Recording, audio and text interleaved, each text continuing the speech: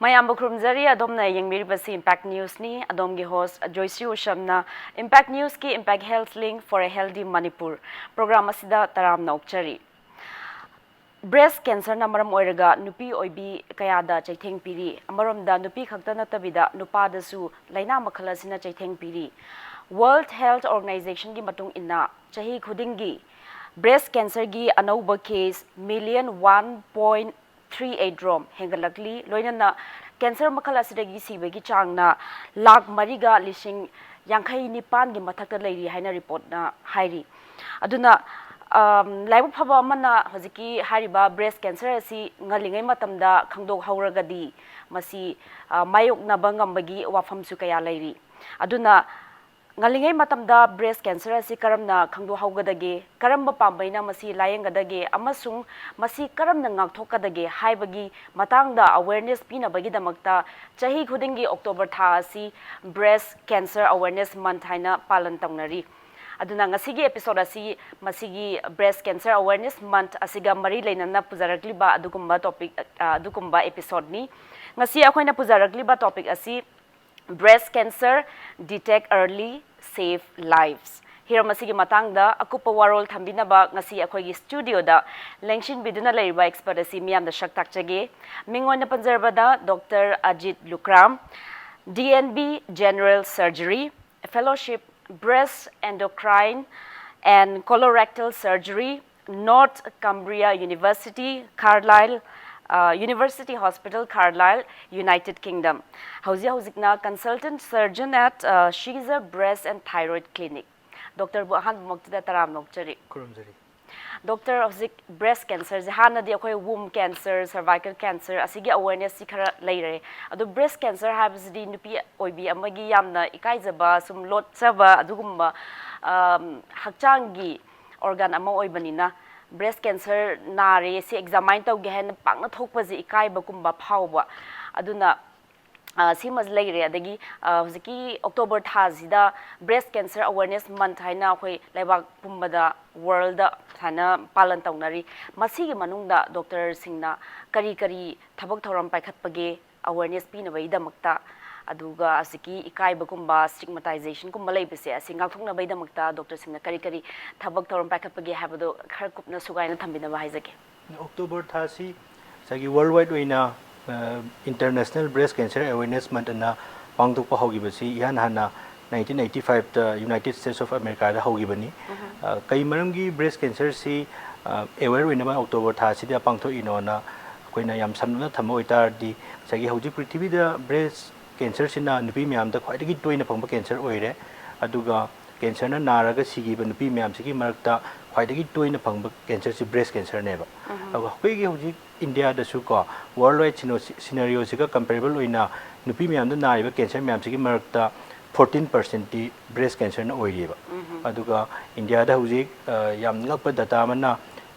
minute mari khudingi nupi amamam anobuse breast cancer diagnose taweba India da one yam thina wange doi taragadi doctor yam wange sagi every 4 minutes one woman is diagnosed with breast cancer in India na anobo report na piriba ko aduga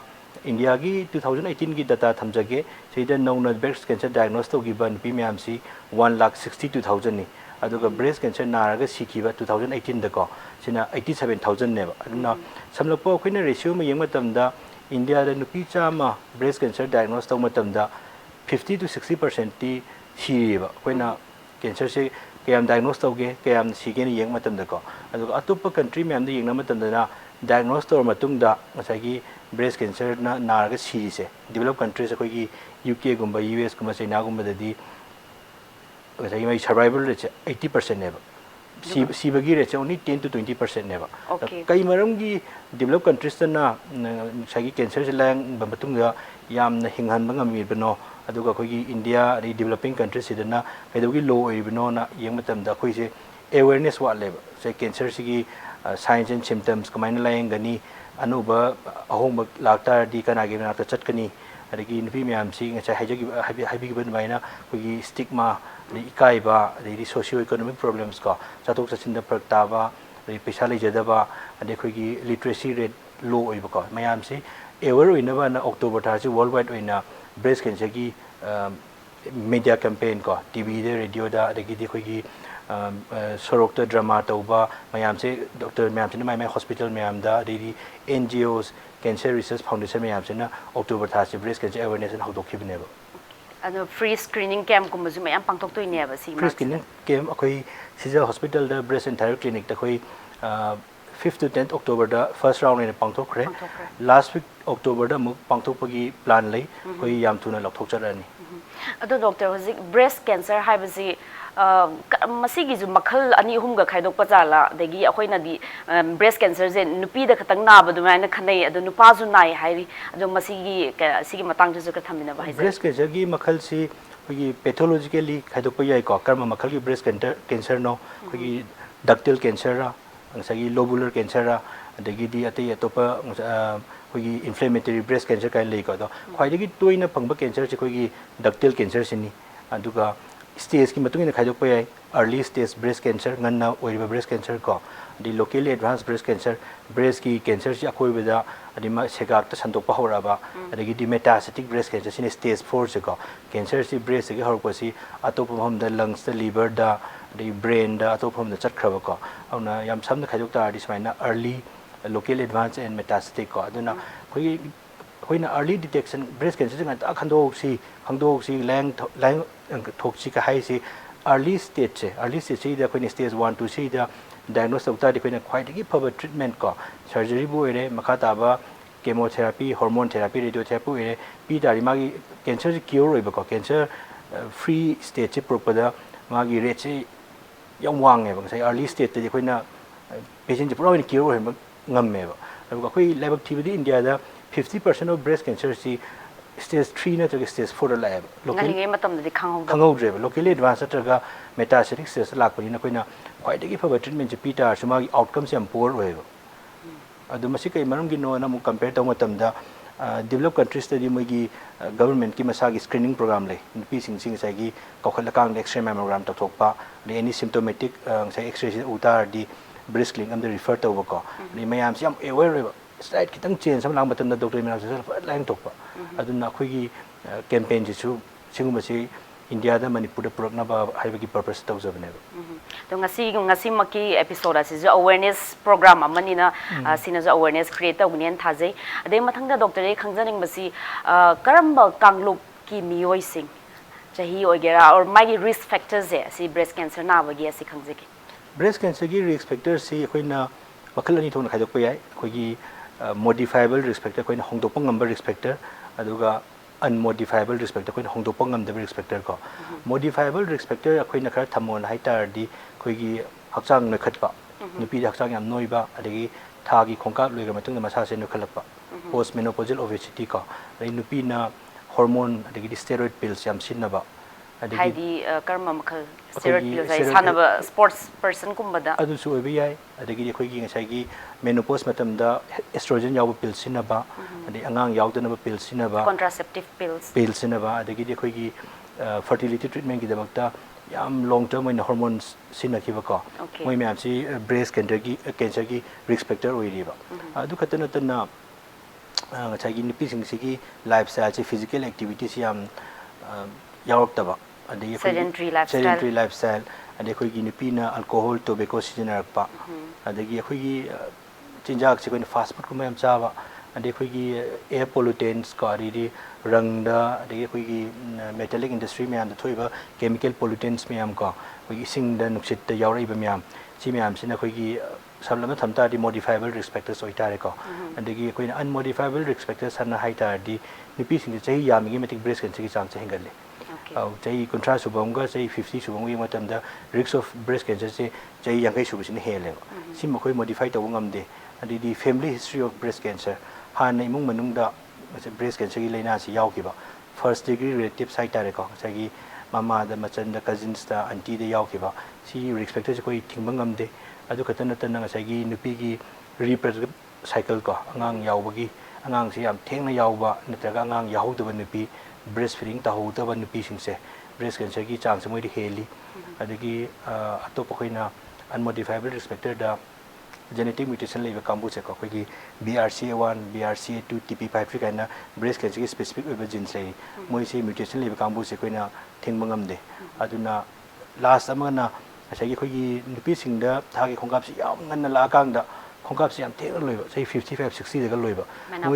moi ki reproductive span yam sang manina breast ri da estrogen hormone sina stimulate tobagi cycle se sukle litan tawkunina moi da muk chances of breast cancer se wang be heleba aduna sigumba mayam sina breast cancer ki toina phangba risk factor mayam then doctor takwi bazi huzik breast cancer gi risk factor si ani thui modifiable akoina change sawungamba amana modify tawba yadaba hadi hereditary factors kumbaze ado hariba huziki risk factors singze asida expose tawba asida kano thengna mi singje loina breast cancer nagani habadi leibra habadi leite akoi general population amga moiga sangdamna matamda risk factors moina khitang wangena habani hoji celebrity singi manungda hoji Angelina Jolie magi su breast si operation ga tawgibagi adugi kano ga magi mama da gidi magi anti singdang sagi khoi breast cancer na matung moina genetic mutation se yeng matamda khoi BRCA1 BRCA2 ga haise BRCA1 BRCA2 ga haise positive oramba adai sagi film actress masamakta mung sagi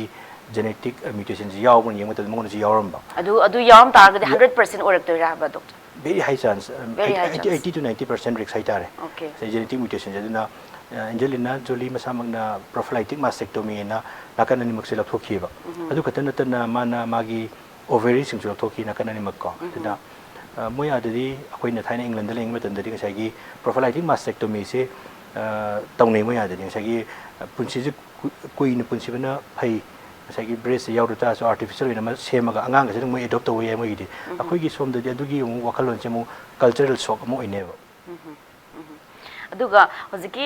kano je modifiable adugi risk factors sing da hairaga khangjaning ba amana ko hojiki akoina deodorant ko masijina base asina breast cancer na hali kaina harije achummara kyam chumgi achum mane deodorant sa dagidi cosmetic ta lipstick ta nail polish ta khoi gi carcinogenic oiba kano yaw haise breast cancer na atopa cancer myam gi su mongon agency yauri na literature yam le adu kai akoigi inner garment for example bra ji yam tight oiba bra kumba adagi amuba machu kumbaga litpa targa di breast cancer wang hali ka haije sidi kyam yam chumbage sidi mai leine de sidi okay adagi mathangna doctor khangjaning basi hojik akoina ngalingai da khangdo hawraga di maji gi treatment je yamna success rate je wange haibanina karamna ngalingai matamna khangdo hawgudage ba akoina ngalingai matamda breast cancer se hana khangdo kai tari magi sign symptoms ki mamna hana sign symptoms ji kari kari no sign symptoms sing sai gi khoi gi breast si da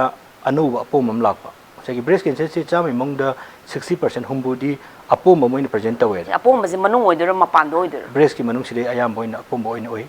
mapan rum thol ko si chu breast cancer lakpa yai adudi advanced stage lawi sai gi mapan gi mathak thangba skin ga si involve tawta di cancer ki thang advanced oin lawi ayam matam da breast ki manung da apom moin la adagi breast ki size natraga shape sida ahongmam lakpa adagi breast ka thangnaba segak sida apombam lakpa koi segak ta mi karakpa ko adagi khoi breast ki nipple sida rash hubat pa natraga crack salakpa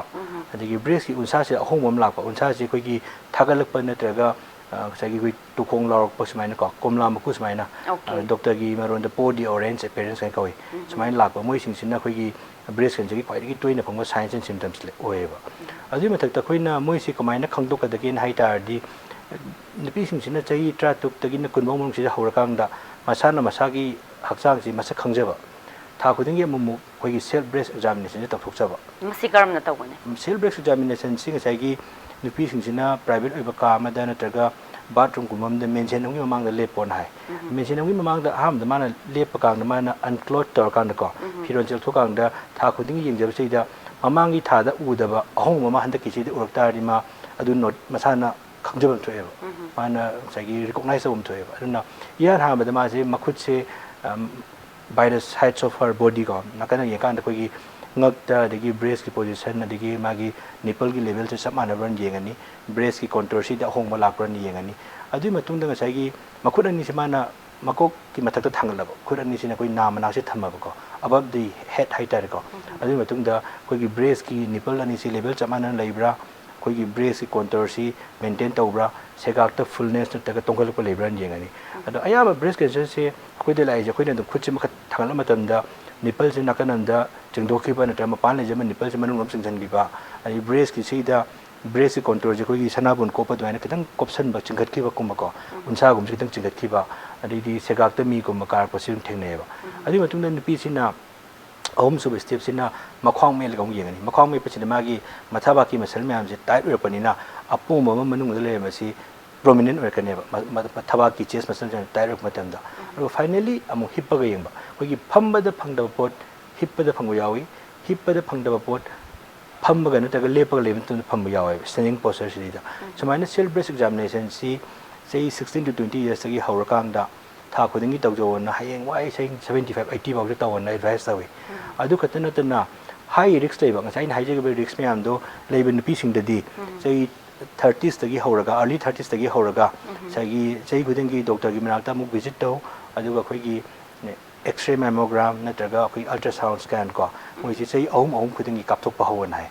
ꯉꯁꯥꯏꯒꯤ breast cancer ꯔꯤꯛꯁ ꯂꯩꯕ ꯀꯥꯡꯕꯨ ꯃꯌꯥꯝꯁꯦ ꯃꯣꯏꯁꯤꯅ ꯆꯍꯤ 30ꯗꯒꯤ ꯑꯗꯨꯒ normal general population ꯋꯤꯃꯦꯟꯗꯗꯤ ꯆꯍꯤ 90ꯗꯒꯤ ꯍꯧꯔꯒ ꯆꯍꯤ 65 ꯐꯥꯎꯁꯤ ꯆꯍꯤ ꯑꯍꯨꯝ ꯈꯨꯗꯤꯡꯒꯤ ꯑꯩꯈꯣꯏ ꯗꯤꯖꯤꯇꯦꯜ ꯑꯦꯛꯁ ꯔꯦ ꯃꯦꯃꯣꯒ꯭ꯔꯥꯝꯁꯤ ꯀꯥꯞꯊꯣꯛꯎ ꯑꯗꯨꯒ ꯗꯣꯛꯇꯔꯒꯤ ꯃꯅꯥꯛꯇ ꯆꯍꯤ ꯑꯃꯗ ꯑꯃꯨꯔꯛ ꯚꯤꯖꯤꯠ ꯇꯧꯕꯤꯌꯨ ꯑꯗꯨꯒ ꯁꯦꯜꯐ ꯕ꯭ꯔꯦꯁ ꯑꯦꯛꯖꯥꯃꯤꯅꯦꯁꯟ ꯃꯟꯊꯂꯤ ꯕꯦꯁꯤꯁꯇ ꯇꯧꯑꯅ ꯍꯥꯏ ꯗꯣꯛꯇꯔꯒꯤ ꯃꯅꯥꯛꯇ ꯚꯤꯖꯤꯠ ꯇꯧꯕꯒꯤ ꯀꯥꯟꯅꯕꯁꯤꯅ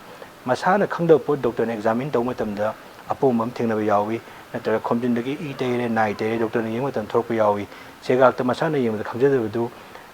ꯗꯣꯛꯇꯔꯅ ꯌꯦꯡꯕ ꯃꯇꯝꯗ ꯃꯤ ꯑꯃ ꯀꯥꯔꯝꯕ ꯌꯥꯎꯏꯀꯣ ꯁꯨꯃꯥꯏꯅ ꯀꯩꯒꯨꯝꯕ ꯁꯥꯏꯟꯁ ꯑꯦꯟ ꯁꯤꯝꯇꯝꯁ ꯅꯠꯇ꯭ꯔꯒ ꯗꯣꯛꯇꯔꯁꯤꯅ ꯐꯥꯏꯟꯗꯤꯡ ꯑꯃ ꯇꯧ ꯇꯥꯔꯗꯤ ꯗꯣꯛꯇꯔꯁꯤꯅ ꯑꯃꯨꯛ ꯗꯥꯏꯒꯅꯣꯁ ꯇꯧꯅꯕꯅ ꯇ꯭ꯔꯤꯄꯜ ꯗꯥꯏꯒꯅꯣꯁꯤꯁ ꯑꯅ ꯄ꯭ꯔꯣꯁꯤꯗ꯭ꯌꯨꯔ ꯑꯃ ꯇꯧꯋꯦꯕ ꯑꯗꯣ ꯌꯥꯝ ꯅꯨꯡꯉꯥꯏꯖꯩ ꯗꯣꯛꯇꯔ ꯃꯁꯤꯒꯤ ꯁ꯭ꯀ꯭ꯔꯤꯅꯤꯡ ꯇꯦꯁ ꯑꯗꯩ ꯑꯔꯂꯤ ꯗꯤꯇꯦꯛꯁꯟ ꯇꯨꯜꯁꯤꯒꯤ ꯃꯇꯥꯡꯗ ꯑꯃꯨꯛꯀ ꯍꯟꯅ ꯈꯟꯅꯁꯤ ꯃꯇꯥꯡ ꯑꯁ꯭ꯋꯥꯏꯗ ꯕ꯭ꯔꯦꯛ ꯑꯃꯇ ꯂꯧꯃꯤꯟꯅꯈꯤꯁꯤ ꯑꯇꯦꯟꯕ ꯀꯃꯔꯁꯤꯌꯦꯜ ꯕ꯭ꯔꯦꯛ ꯑꯃꯇ ꯂꯧꯖꯒꯦ ꯕ꯭ꯔꯦꯛꯀꯤ ꯃꯇꯨꯡꯗ ꯕ꯭ꯔꯦꯁ ꯀꯦꯟꯁꯔꯒꯤ ꯃꯇꯥꯡꯗ ꯑꯃꯨꯛꯀ ꯍꯟꯅ ꯈꯪꯃꯤꯟꯅꯈꯤꯁꯤ ब्रेक मतुंगदा अमुका हन्ना तराम नोकचरी डॉक्टर ब्रेक ममांगदा हजिक ट्रिपल डायग्नोसिस हाइना अमा ताकपिर ममाल अदु मखा चथाजी ट्रिपल डायग्नोसिस हाइजे कोइना डॉक्टर की मनाक्ता पेशेंट अमना ब्रेस्ट मागी साइंस एंड सिम्टम्स अम लेबा मा पुरगा लाइन खलोने सगी अपोम अम लाए नत्रगा सेगाक्ता मी काबम लाए नत्रगा सगी खोमजिनदगी ई तारे नाइ तारे को मोइ सिंसे पुर लाग मतमदा यान हाना डॉक्टर तो ट्रिपल डायग्नोसिस ता clinical examination and history ko patient ji man my history lo ni my risk factor myam kai ke legi khot ke na patient ji identify tor ni duga patient ji gi pomi ba na traga segak ta pomi ba breast ta pomi ba ahong ba si doctor sina clinical examination private room am da patient ji consent se lor kang da yeng dui ne ba adu matung da doctor my findings from the ear ni aya matam da cancer si breast yam hard oi ba ko nung dong na sore heart lam hard oi ba ji aziki leiba lam adu mafam do khatang oi dor ntraga full breast se apum ba se yam hard lam aduga fix oina leng mangam da lam oina phange ba doctor sina mai findings myam se kachai clinical examination ji ire ni adu matung da ngasai gi patient si radiology ma tole mai chai matang di matung ina khoi 30 to 40 years ko aduga ngasai gi yam high risk oina kang bu si di ultrasound scan adum tok thok na hai sai risk khoina live pot si characters yeng na ba ko adagi di 35 ti mathak leba natraga 40 ki mathak leba kang bu sina khoi gi digital x-ray mammogram sing do piare digital x-ray mammogram si yeng matam da leiba lam si character se character si da khoina dum ultrasound x-ray mammogram da cancer chingnabra chingnadab ja haiba ngame adagi kaigumba cancer chingnaba lam oita di khoi x-ray si da microcalcification kai orkani the asymmetry adagi khoi speculation ko adagi architectural distortion kind thina kareba aduga ngasagi ultrasound scan da hypoechoic lump irregular ka harpa yai mi da ore kana ngasagi ultrasound scan da hilum is not maintained ka harpa yai ba na x-ray ultrasound scan ani MRI scan CT scan ja tok pi yai koina adagi aroiba triple diagnosis ki ahum subasina koi tissue diagnosis natraga cytology ko pomi pochi koina yetumna thilakang FNC tok pi yai natraga nipple dagi machum tare ba e natraga mai je koina cytology tha kan cancer gi cell yaw pran yeng thok pi yai ba adu khatana tana koina apum ba gi machet ama lawthoga koi representative biopsy torkang da apum si cancer na tabran to bi yai ba yeng thok pi yai ba duna triple diagnosis hai sina koi gi breast cancer diagnosis to da khwaidagi maru ba aduga khwaidagi first step ni clinical examination radiology adu matungda koi tissue diagnosis se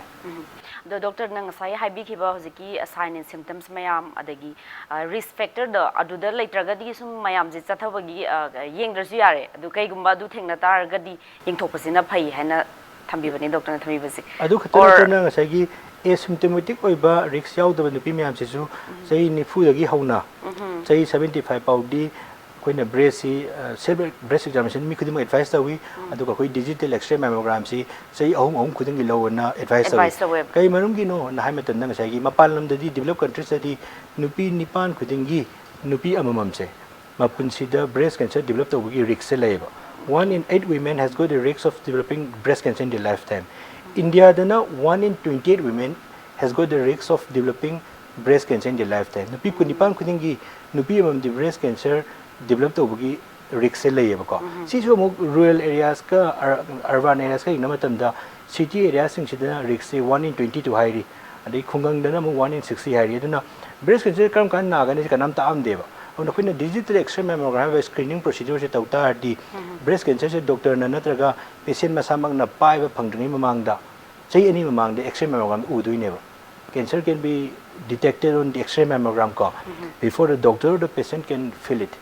aduna moina X-ray mammogram preventive measure oina tawodi phai nadring ida haning to posina koina screening tool ni dana aduna early detection si screening khakta possible oyo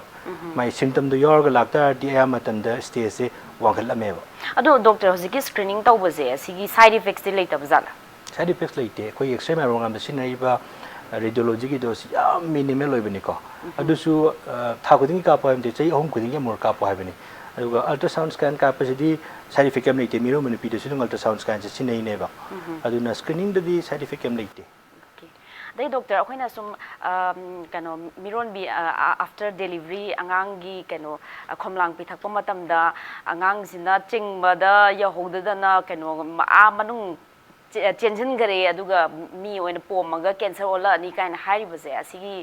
chamamna base khara kokthokpina bhaise angang pokpa hai si angang pokpa itself is a protective mechanism ko pregnancy is itself a protective mechanism against breast cancer anga amuk pokpa hai si ngai gi nupi je tha mapan magi mens la roi khongkap la roi ko adu matungda angang khompi matung kachai po matungda another 5-6 months ma period la roi 15 months period la bai si breast si estrogen da exposure si handali neba anga hum pokpa mamam da di 15 into 3 45 months breast se natural protective mechanism phangdui neba ko aduga mi khudima angang po matungda ngasagi chai ani churiwa angang te khompi thau du ngamoi kogi career women ko media persons pore doctor pore nurse pore office ka ba mi de do thok natte ba ko aduna akhoi na moi de advice wi ji angang si yang khai pitho ayuk ta pitho nungjin da pitho aduga pitak pangam da ba khoi gi milk sina khoi sumdok piyo ne advice wi kai gi no da sumdok da ta ri khoi gi breast engorgement ka laktana la hewga to ta nga mama si nar pa yai ba ko aduga ga gi pregnancy wi ka angang pokhi ba hai si di protective mechanism ne ba aduga breast pitho khom pitho da na gi milk sina matak ta chengka ka kang da cancer only kind of myth literature yaudeba ko okay cancer mak on raga su adugi anaba do phana bai da makta pitho hok pithakpadi phai atopa khoi gi srida yam toina la pam khoi gi khom chengkhat khrai ba wai sem lai manipur khom chengkhat khrai ba si khoi gi angang miro la matung da segak ta chondhar ga pomok ko sine ba ko si akhoi na ya matam yeng matam da accessory mammary gland hai ba pochi oeba accessory mammary gland hai pochi khoi gi khom si breast gi chengkhat ka segak ta tungsan lei ba na te khoi segak tagi na khoi karang bok cheliba grain bok cheliba line si mammary line ka weba khoina line asima po matam de breast sima gi normal tissue se katana tana segak te tissue kha yaw jarpa breast ki makha de yaw ko yai ba ka riga segak ta kha prominent in breast tissue se yaw gita di hauji ki accessory mammary gland hai se angang si ma por ko matam da sagi breast si mama sin angang pithak na bane na khoi gi hormone myam sina breast stimulate torpa kitang chak thorpa milk producing gland am olpa matamda segak to siyo iba khoi breast tissue sing sai hormones myam da respond to chakhulak paneba ana ayam matamda khoi segak ta chondhar ko si lesabi ungi di phangde angang pregnant oi matam chondhar eba adege doctor akhon dazabada chahi tarani thogi mamang da karigumba thagi khongkap se lakpa nupi macha sing adegi chahi kunthra gi matungda ahanba angang kano pregnant oiba sing jida hoji cancer na breast cancer gi na bagi chance yam lei haije si chumra doctor angang di amarom da haita di sai gi first cell si before 30s po on advice tabe sem bagidi how ji ki du oi thokti kai no da mayam se lin career women oi bani na ayam 30 matung ni yum panare like tamba adegi koi career pursue to matam da ngam deba aduga before 30s po di am healthy oi protective oi ba protective oi ba ko okay adai doctor mathang na khangjaning baji hojik my treatment options e kano surgery tawraga kakthatpasi katangda leibra natraga atopa kari kari option leibage adu khigi breast cancer ki treatment se koina karam treatment pi doino na decide to tringai mamang da breast ki staging cancer ki staging han da ka oi sagi early stage 1 gum 2 gum da phangwa si de koina breast pura ina kaktabi da apom duga adi magi thangnaiba segak du gi dissection ko segak du gi mi yaw mi am ko thoga koina breast kan bangame conservative breast surgery na conservative breast surgery to matung da lemori breast ida koina radiation pini whole breast irradiation na adu matung da magi biopsy du gi matung ina koi gi chemotherapy adi hormone therapy mi am pini ba breast se koina kan bangam de ba kha yawe advances ta na ta ga yam locally advancement lakpa sei thangnari ba apom gi matak ta lebi skin mi am sin involve torpa breast ki matak ki wound kana jo apom ji matak ta wound ji sigai rakpa adigi yam aggressive over tumor biopsy to matam da adigi cancer si ga tumor ji ga yeng matam da tumor ji chawan gi na mai ratio se more than 50% breast is occupied by the tumor adu ta koi breast kan mangam de link ka thapa ba multifocal rakpa cancer ji mafam okata na breast ki mafam ani hum da yarakpa adi koi gi khomjin na ta ga areola gi hek maning ji da apom se le pa ko moi si koi breast kan mangam de auna breast kan mangam da operation jina modified radical mastectomy kawai breast loi lok tho kang da chegak ta yaw mi myam ko tho kang da mai biopsy report ti matung inna koina chemotherapy hormone therapy radiotherapy pi bese aduga si matang si plastic surgery matang kiteng thamjage koina breast loi ka thoki bese koina thoki bese koi gi reconstructive surgery to we breast ko yong semi we nipi si gi maning digi muscle lattice muscle sa ge pukla kang da makha implant ha pa kan breast semi yai breast operation to numi tu da khudak ta semi yai na jagana treatment complete tor kang na semi sina delayed reconstruction ka we aduna breast issue hojikan di plastic surgery na reconstruct tor kang da sab manana semi ko adu mai gi natural oiba function di layer angang computer ko di ya roi but cosmetically adu mai physically adu nipi gi confidence level di yang wang ani ma mi ma thok matam da kemba awkward oiba feeling to layer adu doctor hozik suppose left breast cancer lady haraje adu ga phare treatment taram tung phare adu right side tam go irak pa yabagi chance lay chance yam lay sagi previous history of breast cancer hana breast cancer na gi ba mi si amon breast cancer opposite side la pa chance si mi to pang na da mi ngi na mata mon ni hele adu na chamana na sagi lemo river side chi koi cell breast examination to with the ka oi ade koi gi screening mammogram chang 9 to with the ka oi doctor gi manata chang 9 visit to with the ka oi dai doctor hozik hangjaning ba wang di mayam lai re adu kano kitang matam je loisalak labanina manipur da maru oina kano Shija thyroid Shija breast and thyroid clinic ta lai riba facility sing je asi kari kari facility lai bage hozik radiotherapy chemotherapy ji surgery to bagi reconstruction gi asi mayam sigi facility je lai bra kamai to ge I am alone le koi Shija da hozik triple diagnosis ki oiba koi examination adi se CT scan MRI X-ray digital mammogram ko adagi de koi pathology lab ko koi cytology to na FNSC to na ba adagi cancer treatment da ka koi blood bank mayam se leire adagi koi makata na manipur chapsa na koi chemotherapy hormone therapy radiotherapy pina facilities chapsa leire uji the arrival doctor na asigi October gi tha cancer awareness month akoina pink movement hana zu pink machu gi kano ribbon je asina symbol zu ori ado si matang da miam da khara pauje pibina bhaijare pink symbol sina symbolize the which hope haibani cancer na ba mi miam se hope ma pi na na October breast cancer monthly da aina pijening ba message ti koi yari mo kai early detection se tawna ba breast cancer si yam ngan na early stage layong thongna ba ngasai gi khangna ba diagnosis tawna ba nupi miam si cell breast examination tha kudingi tawiyo adagi di chai nifu dagi leba nupi miam si chai omong kudingi x-ray mammogram doctor clinic se visit tawiyo aduga aina se thamjagi ba signs and symptoms respect leba kambu tang chingna ba le matam da yam ngan na doctor muga consult tawiyo breast cancer si yam ngan na detect tor kang na koina treatment se matik chana pi ta di koi cancer free state ko cancer se pura phala kang da uina punchen wa singami yam nungaizai doctor na dong gi chilo matam kai thokpidina ngasi breast cancer gi matang da yam kupna thambikre amukhana thagat phang chari. Thank you so much. Ngasi gi di impact news impact health program asi matang shwadi lochlakle doctor na haibi bagum breast cancer je self examination to how si ikai gum si aduga karigumba any sign and symptom thengna bataraga di screening to thoktuna ngalingai matamda masi gi treatment si khudong chabal hausi haraga ngasi gi episode asi matang shwadi lochin jarage. Thank you.